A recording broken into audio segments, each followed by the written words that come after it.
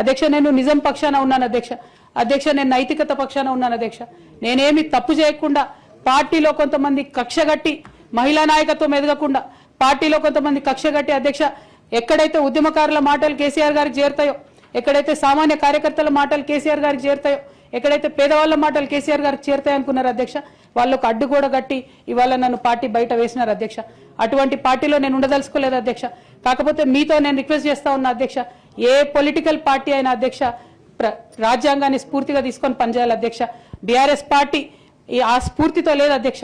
కాబట్టి నేను ఈ రాష్ట్రంలో మహిళలకు కొంత ఇన్స్పిరేషన్ ఇవ్వడానికి అధ్యక్ష, ప్రజలకు ఓవరాల్ గా సేవ చేయడానికి అధ్యక్ష, ఇప్పుడు కాంగ్రెస్ పార్టీ చేస్తున్న విధానాలకు ప్రధాన ప్రతిపక్షం అధ్యక్ష ఇవాళ లేనేలేదు హౌస్ లో, నిన్న మొన్న అసెంబ్లీ నడిచింది అక్కడ లేనేలేదు అధ్యక్ష.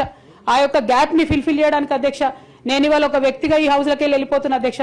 కానీ నేను ఒక శక్తిగా ఫ్యూచర్ లో చట్టసభలకు తిరిగి వస్తా అధ్యక్ష. డెఫినెట్ గా ఒక పొలిటికల్ సిస్టమ్ ని క్రియేట్ చేస్తా అధ్యక్ష. ఈ స్టేట్ లో చేసి ఖచ్చితంగా ఒక శక్తిగా నేను తిరిగి వస్తాను అధ్యక్ష.